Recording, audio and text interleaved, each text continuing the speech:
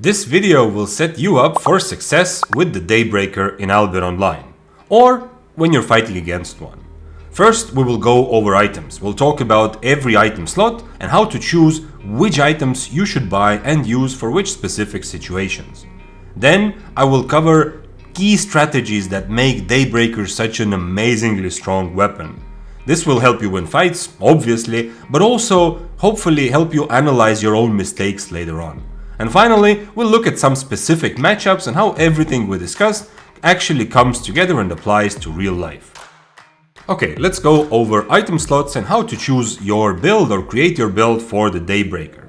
First of all, for your main hand, of course, the Daybreaker, it's an Avalonian artifact weapon, so keep in mind that it will be higher IP at the same tier than most other items in the game. But for your other items, let's start with your offhand. You have one really good choice here if you're looking at using Daybreaker in solo PvP, and that is the torch. The torch is great in that it offers you cooldown reduction, which is very useful to some limit. Don't go too far, we'll talk about this later, but it also gives you auto attack speed, which is incredibly valuable.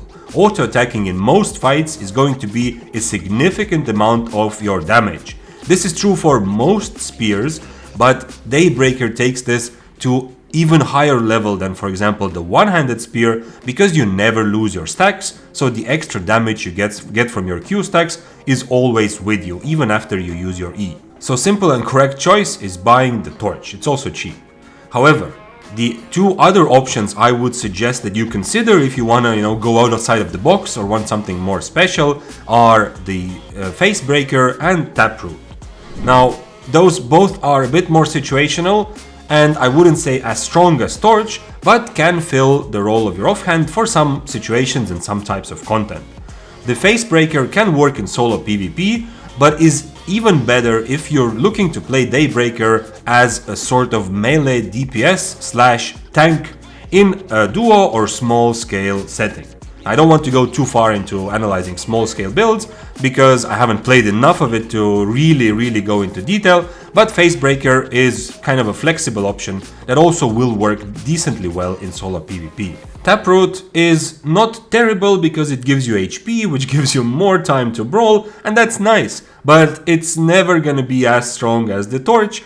The only exception and the only case where I suggest you do consider buying the Taproot is for corrupted dungeons, which, at least for now, have kind of a specifically, dry and, in my opinion, a bit kind of narrow defined meta, and Taproot fits very well into those quick fights where you just have to outlast the Fire Staff, for example, but let's not get too far into that. Just know that this is a good option for corrupted dungeons. For mists or open world, it's not terrible, but it's not very good. Final little mention is the Mistcaller, which I have suggested earlier as one of the options for the one-handed spear, but for the Daybreaker I suggest that you don't use it, because the Daybreaker, as we'll talk about later on, really shines as primarily a brawling weapon that can also use distance, and the Mistcaller undermines this primarily brawl-heavy playstyle a little bit too much in my opinion. So, buy Torch or buy Face Breaker and be happy with your choice. Let's move on. For your boots, once again, there is a very simple answer, which is to just simply choose any plate boots and use Rejuvenating Sprint.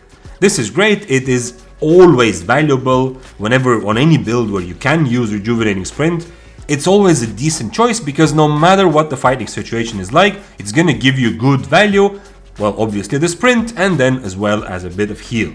And Daybreaker wants that. It likes being alive longer because it is a fairly tanky brawling style weapon in most matchups. So that's a very good choice. Now, if you want to go a bit deeper, then you can use Demon Boots, which even after the nerf, which is this guide I'm making right after the Demon Boots nerf, they remain a very strong option. But I suggest now after the nerf that if you use Demon Boots, you don't keep them on Vengeful Sprint as default, you still use them for Rejuvenating Sprint primarily. But having that extra option to change to Vengeful Sprint for specific fights, especially if you're fighting against someone else who is using Demon Boots, that extra option can be useful and can be the difference between being able to kill someone or not. So for time being, Demon Boots are a great choice if you have the money to invest a little bit more for that extra flexibility. If not, just buy any cheap plate boots, run Rejuvenating Sprint, and you're golden. Another option you can have similarly to Demon Boots is to run Royal Boots with the potential to change to Royal March. Now, this is more of a high IP strategy if you ever apply it. The idea being there that you're such a good brawler, you're gonna win the brawl, you're gonna defend yourself in a face-to-face fight, and then you have enough mobility to catch anybody if you're allowed to charge up your Royal March. So this is kind of a niche approach, I would say, because Daybreaker is a strong brawler, but it's not one of those where you put everything into winning brawl and then you just need to use your boots once. So I suggest that you consider this if you want to start trying something more interesting at higher IP, but this is not a default strategy and not something to think about if you're just starting out with Daybreaker.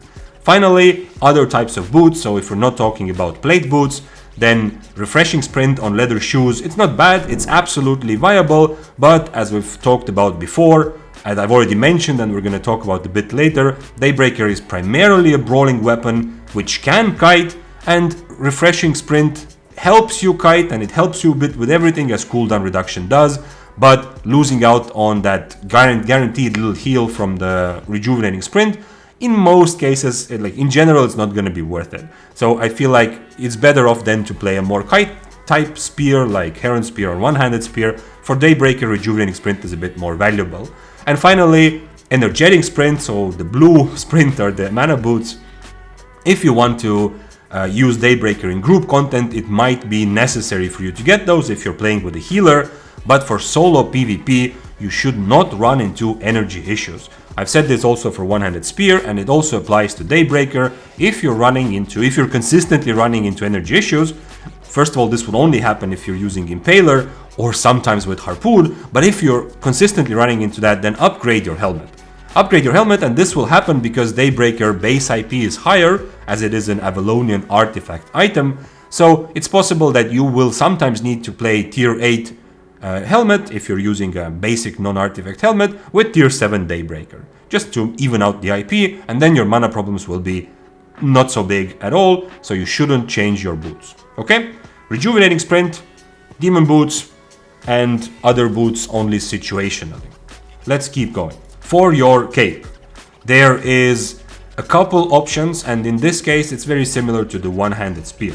So first of all, for current meta, one of the strongest capes for any 1v1 fight is very clearly the new Smuggler's Cape. So it's also not super expensive, so I suggest that you consider using this one. This means that since you don't have a cape that will save you, maybe you will be you will have a higher risk of dying, but you will be much stronger in most 1v1 situations. So Smuggler's Cape, absolutely S tier choice right now. The other two choices that in my opinion are S tier choices for the Daybreaker are Avalonian Cape, and this further enhances how good of a brawler you are. It's simple to use, of course very good players can be able to dodge it, but it is fairly consistent value and one that will help you in a lot of fights, especially against any sorts of melee weapons. And just a generally simple, good cape pick. Next, our last S tier cape right now for the Daybreaker is the Undead Cape. Now here we're talking about higher or mid-level IP. Even tier 7 I probably wouldn't, but it depends on how your economics are looking. From tier 8 I would consider the Undead Cape. In fact, one of the things we'll talk about a little bit later is swapping items, and one of the meta approaches that Daybreaker can really take advantage of right now, if you're playing Mists or if you're playing Roads of Avalon, although there it's a bit more tricky, is that you can wear an Undead Cape as default, you know, in case you get in a bad situation, and it's still gonna be good in a 1v1 fight like it has always been, but primarily it's to make you safe, or give you an extra option to escape rats and weird situations. But if you then see that this is a clear 1v1 fight that you're setting up for, you find an enemy who wants to fight, then in your backpack you have a cheap Smuggler's Cape, you put it on for extra healing potion, and you're strong for a duel. Okay, so these are good cape options. If you want to look outside of that for whatever reason, then Thetford Cape is decent. I don't like aggroing all the mobs around me by accident, but it's not bad, it's very good damage, something that the enemy cannot dodge. And Martlock Cape remains kind of okay. It's not bad, but it has lost some of its power and it's a bit easier to play around than Undead Cape, but there will be some matchups where the Martlock Cape will save you more than going invisible will. So kind of similar, but in 1vx fights or against rats, the Martlock Cape will not save you. But in 1v1, sometimes it will be a decent bait. Okay, so choose one of these. If you're going very low IP, of course, as always, going without any cape is just as fine for 4.1 or even 4.2, if that's what your budget is looking like right now. Let's move on. Next up, we're going to talk about your chest armor. For chest armor, the simple approach, just like on One-Handed Spear, is going to be to pick any leather jacket and run Inferno Shield. Inferno Shield is a great spell. It is reliable, it is simple, okay, fairly simple to use. Of course, using it at the right time is a big deal as well, but it's something that will almost always get you value against pretty much any opponent you can imagine. At the very least, you will force them to purge. And that's something that if you're still kind of new to PvP or new to Daybreaker, something you can think about without having to, think about all the other jacket options, just run Inferno Shield. Now, if you want something more special to give you more options, then a very clear standout right now for the maximum S tier jacket for Daybreaker is the Mistwalker jacket. But it's gonna be a lot more expensive than the cheaper options. If you are not too pressed for money, I suggest trying it. It gives you ability to fight a lot of matchups much simpler. Daybreaker as a weapon has good potential, for example, this is just an example, but a good potential to counter Fists of Avalon, one of the most popular weapons in solo PvP, at least in Mists, for a while already. But without Mistwalker Jacket, even though you kind of counter them, it still becomes a 50-50 fight. With Mistwalker Jacket, it is clearly favored for Daybreaker. Just to bring you an example. Mistwalker is also great to deal with rats. It's not gonna save you completely because the enemy sees where you are, but you can often reset, you can eat the soup and then go into Mistwalker, you can dodge Curse Staffs or whatever spells that others might use to put you in combat, whatever. There's so many different situations where in unpredictable Mist environment, Mistwalker Jacket is great. If you're looking now to budget a little bit and take something more reasonable, then look for Assassin Jacket, which is a great choice. It gives you two very distinct options. It gives you the Inferno Shield for brawling and for most fights, but you can keep yourself on invisibility for extra survivability, for being able to kite and get out of bad situations, and the Invis will also be useful for quite a few different specific matchups. So we might touch upon this later on, might not, we'll see.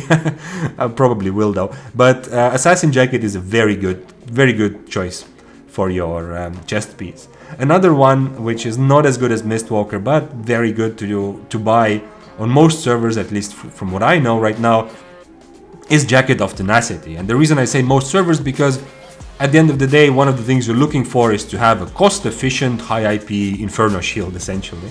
And Jacket of Tenacity, in most markets, gives you a pretty good IP per silver type of deal if you're just gonna run Inferno Shield. Jacket of Tenacity is also one of the jackets that gives you 30% damage amp, which is essentially what you want. So Assassin Jacket, Jacket of Tenacity, Mistwalker, they all give 30%. And at the end of the day, any jacket is fine, but all the other special abilities are not super valuable. So yeah, Jacket of Tenacity once again has a special which is kind of okay. It was changed a little bit. It's not really amazing, but since you can sometimes do a big burst with your E and W, and you can kind of predict when you're about to do it, you can use your Jacket of Tenacity just before it for an extra damage boost, then E into your enemy, use your W, and you will get some extra benefit from it in some fights. So for Daybreaker, play a leather jacket. However, thinking about light armor or cloth armor and heavy armor or plate armor, then it's not completely out of the question. Light armor for solo PvP on Daybreaker is not a good choice, because you are a weapon that is pretty brawl heavy, and kind of cutting yourself too much in that department and limiting yourself more to only kiting is not going to really play into Daybreaker's strengths in general. So for that, better use the One-Handed Spear. So I suggest you don't play light armor unless you're playing with a healer in duos or small scale and your job is specifically just to do damage. This is possible, but then refer to your party leader or whoever asked you to play Daybreaker and see what they think about it. For heavy armor or plate armor, this one is kind of interesting and it's definitely viable in all kinds of content where you do play Daybreaker. So it's something you can try out. For solo PvP, Armor of Valor right now is the strongest choice, but even things like Soldier Armor, if you're playing as a tanky brawler, it can be very interesting. So you can try it out in solo PvP, but this is also, for many situations, can be the go-to if your role is to be this melee DPS / tank in a group setting. Also, if you decide to play it in Arena, for example, or go Roads of Avalon with small scale, it might be that your group comp does not have a tank or has one tank and a lot of DPSs, and you want to be more on the tanky side. You don't offer control as a Daybreaker, but you offer an AoE purge, which against certain groups is super valuable if they are using nature staff healers, for example. And you can then make yourself into a bit of tank that occasionally does a lot of damage with Soldier Armor and Armor of Valor more for solo, I guess. So pick leather armor and let's move on to helmets. For your helmet, this is the most interesting and flexible part for the Daybreaker build. In fact, and we'll talk about this later, once you get a bit more advanced with Daybreaker, I suggest that you consider bringing more than one helmet. It's a weapon for which to really get the maximum out of your potential, you probably need to have more than one helmet to be able to choose from. But let's not talk about that yet. Let's just discuss some helmet options that I suggest you think about and you consider buying for your Daybreaker set. First of all is the Duskweaver helmet. Now, Duskweaver helmet has great synergy with Daybreaker because of Cripple. Because Daybreaker is a very good brawler, but it kind of sucks when you need to use your E to try to catch up and force brawls. Now, in some matchups you'll still have to do it, but using your E from far as a way to gap close is always kind of weak. It's risky because, well, it's very easy to dodge or react to, and it's also possible that you will need this E later on. So having your helmet perform the function of gap closing to get into that brawl that you like is great. And comboing that with Cripple means that whenever someone is using boots a bit too far and you cannot reach them with Cripple, you just Duskweaver helmet, catch them Cripple, now you're forced them into a brawl and you got the Cripple buff and life is amazing. So Duskweaver helmet is a very good basic option to choose. However, it doesn't really help with very brawl heavy fights. And for that we have the next two options, which are once again very strong choices for the Daybreaker, and those are Helmet of Valor and Fiend Cowl. Now these offer you more flexibility as any purge. I have a whole video about why I like purge and why I think it's the best spell in solo PvP, and these helmets are what give you a good ability to both catch those guys running away, although you're no longer using your Cripple for it, but you can purge their boots if you need to catch and force someone into a brawl. But then if you get into a fight against a sword or battle axe who just want to brawl and they're not running anywhere, you can still get good value out of your helmet. You can purge their defensives, their merc jacket, maybe their stacks, and so on. So those are very good options to give you kind of one helmet solution for almost all your problems, and I strongly suggest trying one of those. Now for more brawl heavy, so we talked about Duskweaver as being an option to force people into brawls, but not so good in brawl heavy fights. Then purges are good for any situation, but a helmet that kind of stands out as a great helmet for brawl heavy fights, but unfortunately doesn't help you against anyone who's trying to get away or wants to kite you, and that is the Cultist Cowl. Cultist Cowl is great if you play into the whole idea of Daybreaker being an almost unbeatable or a very strong brawler, then that is going to help you a lot. So you can put it on your enemy daggers that attack fast, on swords that want to brawl, battle axes, even fire staffs. There's a lot in even curse staffs, so to some extent you're gonna get value from your Cultist Cowl. The problem is that once your enemy wants to play at a distance, or it's your job purely to close the distance in a fight, the Cultist Cowl won't really help you much. So once again, we're back in a situation where you rely on your E to close the gap, which is not ideal. So I would say this is not a flexible option, but it's good for 1v1 fights, and it's good for a lot of very specific matchups. Next up in this second tier of good choices, I will also put another kind of one-dimensional but very valuable and simple helmet, and that is Guardian helmet. Now once again, a Guardian helmet doesn't help you for when you need to close the gap and catch your enemy, or even if you're trying to create the gap. But Guardian helmet will be valuable in any fight, because, well, it just gives you extra shield, right? It just gives you extra HP, essentially, if you click it at a good time, and it gives you a very, very nice baiting opportunity or baiting technique. Now, even some experienced players will not always expect your Guardian helmet at the right moment. If you click it once you're below 40%, you will win some fights just off the top of having baited your enemy into a bad situation. So it's a very simple, a very valuable helmet that unfortunately is a bit one-dimensional in that it's only defensive. So you can't really, if you're trying to be the aggressor, if it's your time to chase the enemy, take an example of Fists of Avalon or Battle Bracers. They did their big combo and now they're kiting you. Okay, you know that their E is on cooldown. You know that it's your job now to be aggressive and to force the fight. What are you going to do with your Guardian helmet? Not much, right? It's still going to help you defensively, but it might not be as valuable in those situations where you want to be the aggressive one. Oh, I kind of lost my voice there a little bit. I'm just getting over a fever. I was a bit sick. So I got really excited about Guardian helmet, and I feel like I'm losing my voice a little bit into cough. But we will continue. By the way, if you're enjoying the video, don't forget to click the like button so that others can also see these types of guides, and we can all kind of get better and enjoy PvP more. Because at the end of the day, win or lose, at least in my mind, the deeper we go and the more we understand how different weapons work, I think the more fun it is to participate in any sort of fights. And by the way, there's also a link to, if you want to join Discord server, there's a link in the description.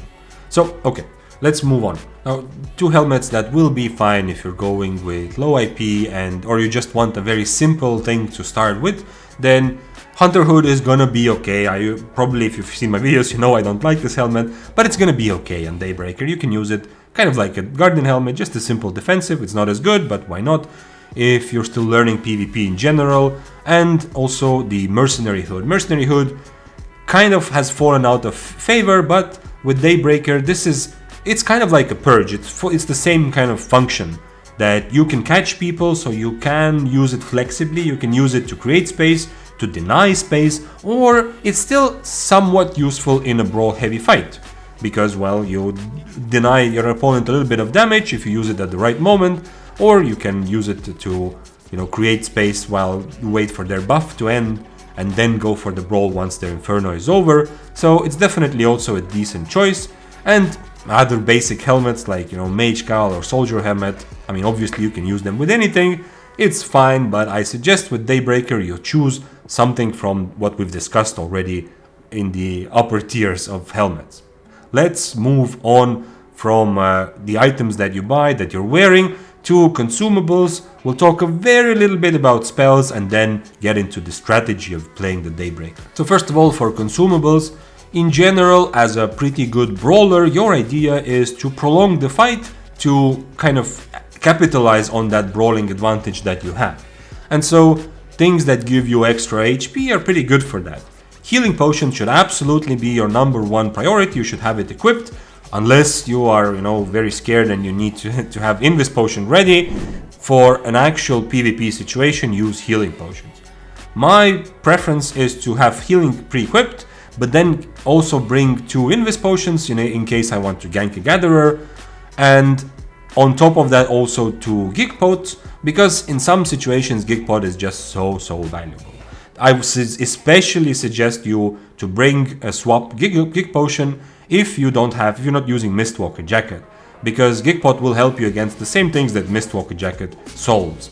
So against one-handed Curse Staff, against Fists of Avalon, against Firewalls, and there are even some other weapons with predictable damage bursts where it can be useful, like maybe Dual Swords or a Chill Hull, but honestly against most of everything you find or fight against, healing potion is the simplest way to guarantee you'll get a lot of value of your potion. This is especially true if you're using Smuggler's Cape. If you're using Smuggler's Cape, upgrade your healing potion even higher, because 2 healing potions are kind of OP right now if you don't use them too early, if you keep them until later part of the fight, and if you have higher IP or higher tier healing potions, you're gonna get even more out of this advantage.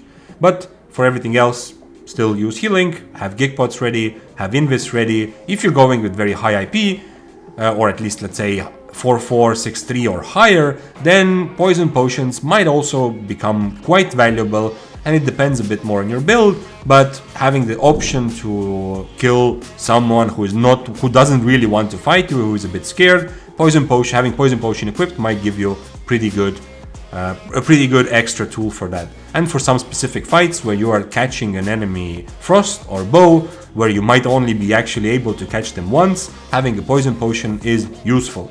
But I wouldn't worry about this at all if you're going for a mid-tier or lower tier Daybreaker build. And then for your food, I suggest to prioritize Roast Snapper. This plays very well into Daybreaker being the brawler that I've already mentioned, and in most equal IP fights it's important. However, you almost certainly need to have a food swap.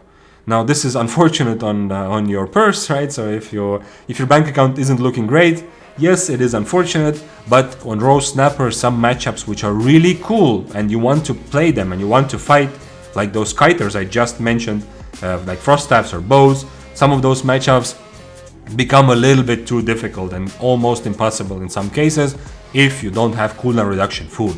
I suggest using Eel Stew, and in fact I suggest having, same as I do with One-Handed Spear on Daybreaker, I suggest that when you enter the mists, you use an Eel Stew, you just eat it already, so you're constantly running around with cooldown reduction buff, and when you see a fight that you want to take, which is not gonna be one of those frost or bow, then you change to Roasted Snapper for that fight.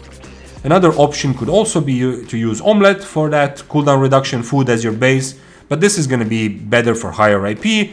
For equal, if you have an IP advantage, it's fine. For equal IP fights, Omelette is not really a very good choice. Eel Stew is absolutely going to be better. And of course, don't forget cabbage soup or other HP regen food as a potential swap for when there's a break in the fight, and if your enemy uses it, even if you don't use it first, just to be able to react to your enemy using this, it's still important and valuable to bring it with you. So we talked about items and consumables. Let's spend 2 minutes max talking about passive spells, because I know that there are people listening who have this question of what types of passives should I choose. Now on your Daybreaker, choose the Life Leech passive, always. Don't even look at the others. Choose Life Leech so that your attacks restore health. On your plate armor pieces, choose defensive. There shouldn't be any question there. On your leather armor pieces, now this is an interesting one. I suggest using Balanced Mind in general, but it depends a little bit on other things in your build. If you don't have any cooldown reduction, so for example you did not buy Torch, or you're not using Eel Stew, then having at least, I would say, about somewhere between 10 and 15%, depending on how brawl heavy you want to be, it's good target to aim for. Now going over 15% cooldown reduction is overkill for Daybreaker for sure, but if you have less than 10%, it's probably more valuable for you to swap 1 or 2 of your items to cooldown reduction passive. However, if you're already using Torch, I would just go with Balanced Mind and forget about everything else. If you want to be really smart and tricky, you can change your passives according to the fight. So if you're fighting a Frost Staff, put everything into max cooldown reduction, because you are the better brawler anyway, you just need to catch them, why not? But that's very advanced level that really, I'm not sure if it's worth putting so much work and mental energy into it. And finally, if you're using cloth armor pieces, primarily for your helmet most likely, then use the damage passive quite obviously, unless you have that big mana problem. If you don't want to upgrade your helmet, sure, I've done this I think twice, and I guess it was okay, but losing out on damage doesn't feel good, but you can then change to the passive that reduces your mana costs. This is, in my opinion, preferable. And so number one way to overcome your mana issues is to upgrade your helmet. Number two is to change your passive. If you still are having problems, I believe this is preferable to changing boots. So I'd rather do this than change boots away from rejuvenating sprint, but as a default I would still keep my cloth armor pieces on extra damage passive. Okay, so we've been here for half an hour, we've talked about the items, consumables and spells. So if you're listening to this, maybe it's a good time to take a break. No, I'm kidding. Of course, let's talk about the actual juicy important stuff of playing the Daybreaker, which is the tactics and which is analyzing fights and how to approach different fights. Okay, so the first big thing to understand is that your E on the Daybreaker serves 3.5 big important functions. There's 3 main functions and then the 4th kind of secondary smaller one. If you're a more experienced player, you can already start trying to guess what this 4th one is, but let's start with the 3 big ones. And the 3 big ones are, first of all, damage. Secondly, a purge, and thirdly, mobility. Now, all of these are important, but depending on the fight and situation you're in, you kind of need to figure out which of these is the most important. And I listed them in a specific order. So damage comes first, then purging, and then mobility. What I mean by this is that your first kind of question in your mind is, how desperately do I need my E for damage in this specific fight? And if the answer is very desperately, if the answer is that yes, that it's very important for me to use my E for damage in this fight, then that takes kind of precedence. That's the most important thing for you, for your E usage. And if you're thinking, well, okay, I'm anyway gonna damage, right? If I hit my E, it always does damage. Then what we're thinking about here when analyzing how important it is for damage is whether or not you can hold on to your E until the end of the fight and then use it, or whether you need to use it right away in order to have it off cooldown to be able to use it more than once in the fight. So take this example here on screen. I am 5-3 overcharged and my enemy is 7-3 overcharged. So he's 2 tiers higher. He's using an awakened weapon, which is only for 4, but it has very nice traits. So all in all, this is a situation where my answer to the question, how badly do I need damage, is very, very badly. There is no way for me to just stand, brawl him, and only E at the end or only E one time in this fight. He will just smack me, even with cripple, even with Daybreaker being a good brawler. He, with his IP and awakened weapon, will just smack me and win this brawl. And this means that in this specific fight, I need to E pretty much right away, or at least very relatively early, just to do damage.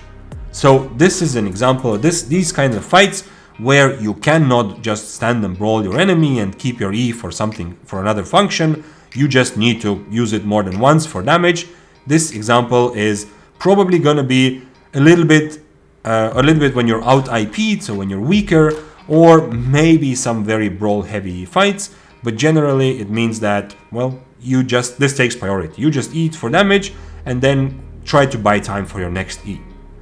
Next up, the second big function your E carries is the purge. So if you only get here if you don't desperately need E for damage. If your fight is kind of okay for you to think, oh, maybe I will only use my E once and I'll be fine. Then the next important question becomes, what is it that I really need to purge in this fight? And this is a little bit different for most fights, but very often the case is that it's your enemy's chest armor. So if they're using Inferno Shield, that is one of the biggest priorities for you to purge. In some cases, like against Death Givers, you might think that, you know what, it's most important for me to purge their stacks. And so you can hold on until they're getting their 3rd stack and then try to purge it to deny them that double E. In some cases, it might be the mercenary jacket that your enemy is using that you know they will get too much value out of if you don't purge it. If you're fighting against the Infinity Blade, for example, you might decide that one of the best things to purge is their E damage buff, which as a kind of bonus, you might also accidentally dodge their E. Why not? So your second question on Daybreaker is, what do I really need to purge in this fight? And then hold your E to make sure you have it ready when your enemy uses that thing you need to purge. Or in some cases, this might also be their enemy's soldier boots, so for example. So if your enemy is running soldier boots and you are not on cripple, maybe that's the one thing that you need to wait and to purge in order to win the fight, okay? Function number 3 for your E is mobility. Since it is essentially a dash, or it does have a range, then in some fights you might think that I just need to close the gap and my E is going to be one of my tools to catch my enemy. This is primarily true when you're fighting bows or frost staffs.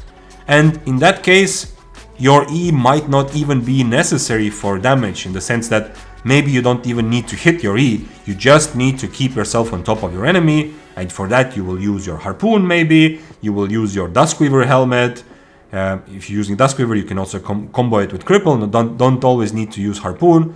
And one of the tools you have to catch that frost staff is to use your E. I've won many fights against frost staffs when I don't land any E's, just by, well, because they dodge it, they run away too far, but just by being able to stay close to them, I brawl significantly better. Now, Daybreaker is a pretty good weapon to catch kiters, and especially when using Duskweaver helmet, it has very good tools to take those fights. But if you absolutely need your E for mobility, then those are usually the trickiest or the most difficult fights, because from any kind of distance or any kind of range, hitting your E is much more difficult. So you will often lose out on the damage. And if somebody is trying to kite you, and this is not just always frost, this can also be a carving sword that's kiting you, for example, then those fights will always be a little bit more annoying and more difficult, because if you need to use your E to catch your enemy, then they will dodge it. It's very predictable, it's easy to dodge it with boots, it's easy to react to it with soldier helmet, Mistwalker jacket, or some sort of defensive spell if your enemy has one, which cannot be purged. Remember, you will always purge all defensives before the damage hits. So if your enemy uses, for example, Hunter Hood, just eat E into it, don't be worried, right? You're not going to reflect that damage back to you. But if your enemy is, I don't know, using Deflecting Spin or Parry Strike from far for whatever reason, then those will always be much more annoying when you have to use your E from far. And so your overall thinking on the Daybreaker is, first of all, how badly do I need my E just for damage? If very badly, then just E early and hope that you can kite your enemy until your E is ready again. If it's not desperately needed for damage to use it right away, then hold on to it, thinking what is the important thing I need to purge to be able to win this fight. Usually defensives, but in some matchups something else. And then next, if there isn't something you desperately need to purge, think how much do I need this for mobility. And oftentimes the most difficult fights for Daybreaker will be when you really need your E for more than one function. So if you are fighting against a frost staff that is also higher IP, that might make it tricky, because you really need that E to gap close. There's no way around that. If you're fighting a frost, at some point you will need to use your E from far, hoping that you hit, but essentially just gap closing. But if they're also much higher IP than you, then we're back in the situation where you need it for damage, because otherwise you can't just out-brawl them, even though they're a frost staff, if they're 2 tiers higher. And so those will probably be the fights that you are not going to win unless all stars align and you accidentally, hit your E for damage right away, but you also predict their movement, and so you catch them, and also you purge something by accident. Those things happen, but unless that happens, those fights are going to be difficult. The final fourth little function or extra function that your E serves is the CC immunity. This, when you're charging your E, at least the first part, the animation when you're charging, and then as your E starts going towards the end, I don't know if this is intended or not, it doesn't really work anymore, but most of your E, you are CC immune. This has some implications. So this is a bit more niche, but there are a couple matchups where it's really important. First of all, fire staffs. So if a fire staff chooses to play firewall against you, then even though you would probably maybe you would like to purge their cleric or whatever, then your E often becomes as a mobility / getting over firewall tool. Unless you really want to use gig pots for that fight, your E is a very good counter to it. Against Fists of Avalon, or actually any gloves, if they choose to use the W, which is devastating combo, your E can completely deny that. And in fact, you can even dodge Fists of Avalon E, because it can knock you up, so maybe they will miss the second part. But against devastating combo, I'll show you some examples. It's a very strong tool that your E also serves as CC denial, because they cannot. The devastating combo, it just goes to waste if they click it or if they start it during your E. And then finally, any shapeshifters that are using polymorph. This is very advanced, and honestly I've maybe done it twice or 3 times in an actual PvP situation. I practiced it with a friend and I thought I got good at it, but in the middle of a fight, timing it correctly is still very annoying and difficult. But you should know that your E does still function as a decent way to get rid of polymorph. So if you wait for the polymorph to hit you and then at the right moment start your E, the polymorph effect, as it is CC, considered CC by the game, it will not apply. So you can essentially just nullify it completely. Okay, let's talk about another kind of tactical approach, and this is a bit more broader and something I've already mentioned or alluded to earlier when we talked about items. Daybreaker, in my opinion, is primarily a brawler. It is a weapon that wants to brawl, but if necessary can also kite and has tools to kite. This is a bit different from, for example, one-handed spear, which can do both as well, but is much more balanced between the two. And for many fights, the one-handed spear's approach is to gain an advantage by kiting and then realize or kind of cash in that advantage by taking the final brawl. For Daybreaker, it's more about getting your chance to brawl the enemy and out-brawling them, and only going into kite mode when there is really when you are outmatched or when you are against some hopeless build that you have no tools against. This can be curse staffs, for example, or maybe some fire staffs if you don't have a purge for the defensives, or if you don't have guardian helmet for curse stacks. You might find yourself in a situation where even though you are a good brawler, the enemy is even better, and so you take a brawl, you kite a little bit, and then you take that final brawl once the curse stacks drop or once your E is ready again. But as a general rule, you are a brawler who is ready to kite a little bit in between strong brawls. Now, how far into this extreme you go depends on your items. If you are using Cultist Cowl or a Purge helmet, Helmet of Valor for example, then you are absolutely a brawler. And even against Battle Axe, you stand a very good chance if you outplay them by purging the correct defensive, or if you have Cripple against their Adrenaline Rush, for example, you have stand a very good chance to just stand and brawl. If you have Mistwalker Jacket against Dual Swords, all you need, generally you will win a straight up brawling fight if you purge their Mercenary Jacket and you Mistwalker one of their E's. And if you're playing Mists, this is great, because if you are wearing a Cultist Cowl but you're still a Daybreaker, a lot of people you come up against will just assume that since you're a Spear, you are not the best brawler, and so Dual Swords will brawl into you and die. A lot of daggers, especially Death Givers. Death Givers is a great matchup if you're using Cultist Cowl or if you have a Helmet of Valor. It's again something, it's a weapon that thinks, okay, well, it's a spear, so I'm just gonna out-brawl them. Not everybody, of course, but many of your opponents will, and you can surprise them by actually being better if you use your spells correctly. So if you purge the right thing, if you keep your defensive for when it actually matters, don't use your Inferno too early against Death Givers and things like that. So you are a brawler, you're a surprisingly strong brawler, especially if you're wearing some of the helmets that help you brawl. Now if you're wearing a Duskweaver helmet, then you need to dial it down just a little bit, and sometimes you need to kite some of those stronger brawlers, but I still suggest to prioritize brawling and then finding ways to kite in between. So for example, maybe you use your cripple on your enemy Battle Axe Adrenaline Rush, you hit them while your cripple buff is on, you purge their defensive, and then you kite a little bit, just far enough to be ready to brawl again until your E is ready, and then you go in for the final brawl. This is a typical way that a lot of fights have happened for me if you're using the Duskweaver helmet and you don't have a swap.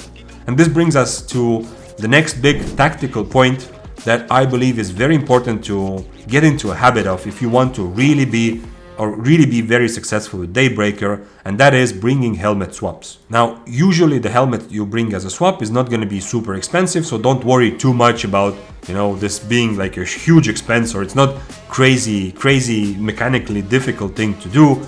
It's usually just to have something else so that you're not only stuck with Duskweaver helmet. That's number one function for the helmet swap. Because Duskweaver helmet is so good in some matchups, it's so good in unpredictable rat situations, 1vx fights, since you can Duskweaver and the cripple, and it's almost silly not to use it if you're going into the mists, not just for one straight up 1v1 duel, but you actually want to play the content.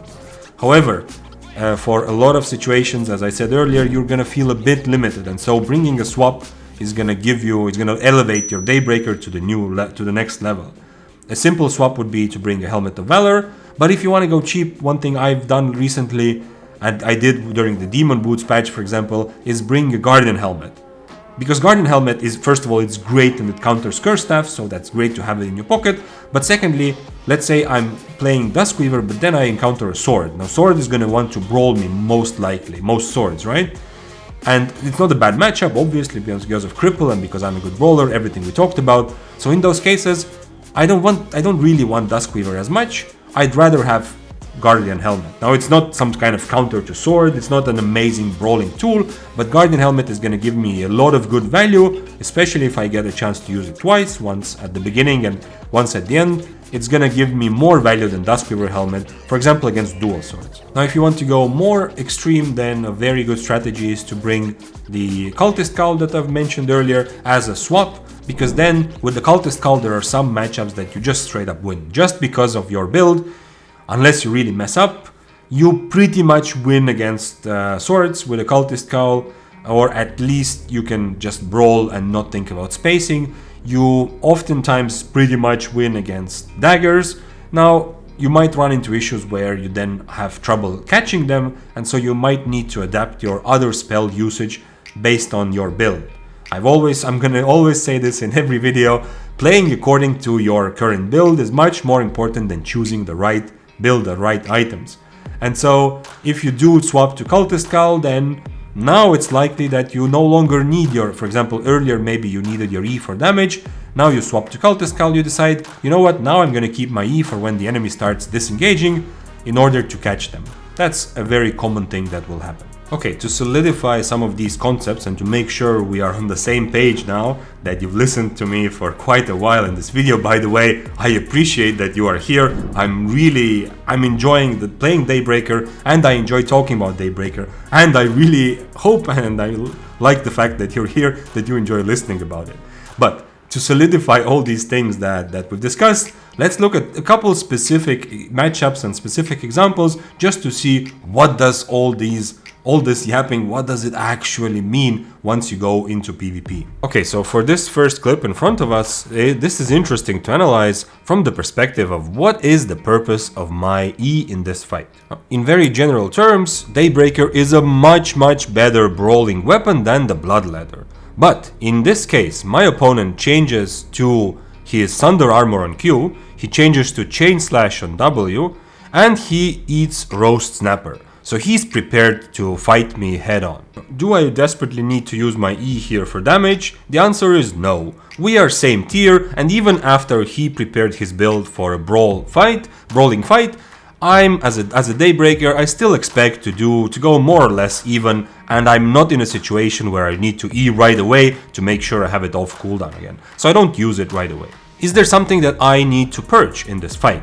And the answer is probably yes. He is using a Stalker Jacket, which he did not change to Inferno, which is still going to be a reasonable part of his damage, and that's something that I can easily purge, and I will get a lot of value by keeping my E until he uses his Stalker Jacket. And finally, I don't really need to keep my E as a mobility option, because even though sometimes against Bloodletters that's the case, in this case, since he's on Thunder Armor and Chain Slash, his mobility is very limited, and since I'm on Duskweaver Helmet and Cripple, my mobility is so much better that I will pretty much always be able to catch him, and it's actually likely that he will not be able to catch me if I decide to run away. And so you see that this becomes a pretty static brawl heavy fight where we're going kind of even. I use my E against his Stalker Jacket, and I keep my Inferno for when I get low to make it very difficult for him to execute me. If he had better mobility, then it would probably have been wiser for me to use my Inferno to counter his Stalker Jacket while keeping my E for whenever he's gonna start kiting or moving away from me to keep closing the gap and forcing the brawl. Fists of Avalon is one of my favorite matchups for the Daybreaker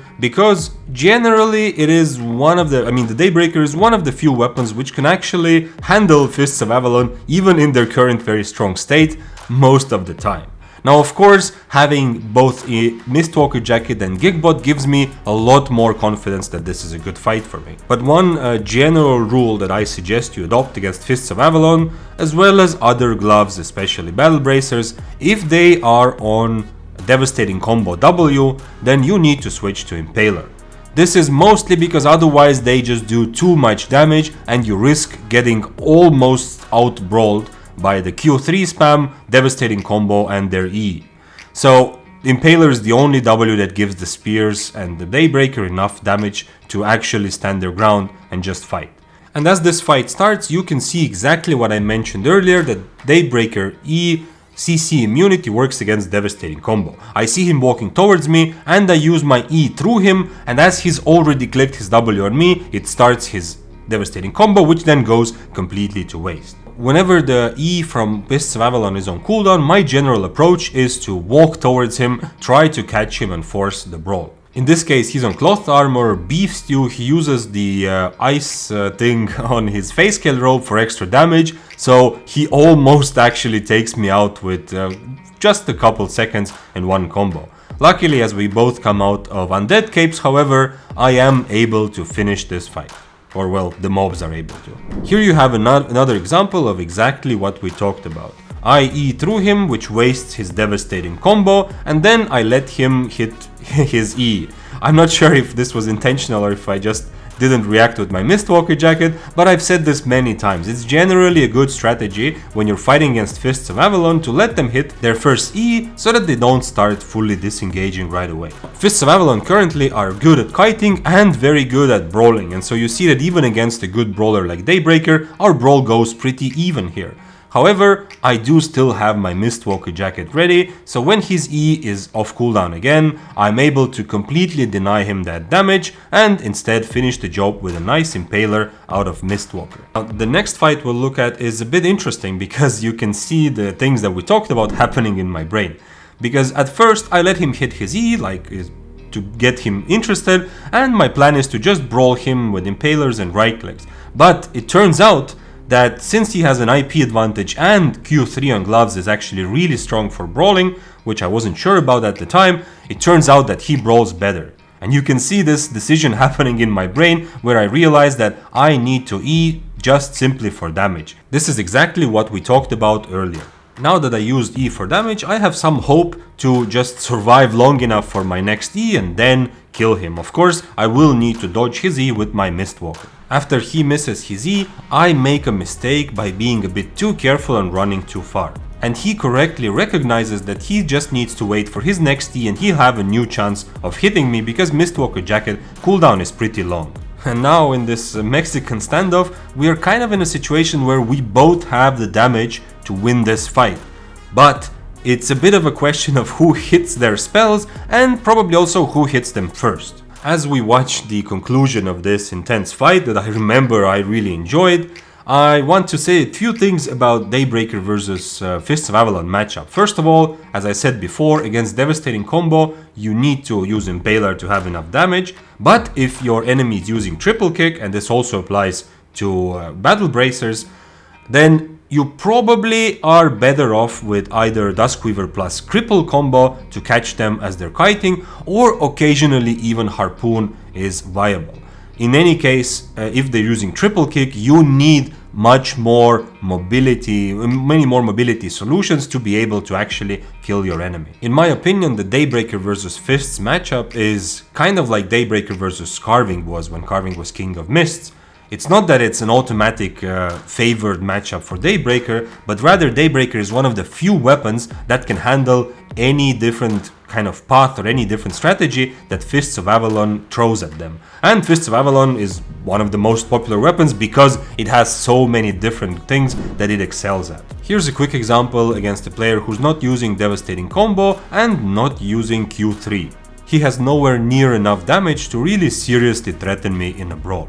And so it's much simpler. Of course, I get very lucky to purge his invisibility, but even if I didn't, this fight I do not need Impaler. All I need is to make sure that I have the tools to catch him as he's kiting me in between his E's. I want to analyze matchups and show you some interesting clips of fights of Daybreaker against swords, Daybreaker against Deathgivers, and Daybreaker against kiters like frost staves and bows. But this video is already crazy long, so I'll make a separate one later on. So keep an eye out for another video later on which will analyze some specific matchups and fights of Daybreaker against other weapons. For the conclusion of this video, however, I just want to leave you with this thought that everything we talk about, everything I share, is my experience and my understanding of how this weapon works. And I hope this can be a great guide for you to start really enjoying such a fun weapon like the Daybreaker. But remember that its your own personal playstyle will always be more important, both for maximum fun as well as for maximum efficiency. So everything I say is based on experience, but figuring out the reasons why you do something and developing your own approach to PvP is going to take you further and make Albion more fun for you. Have a wonderful rest of the day. See ya!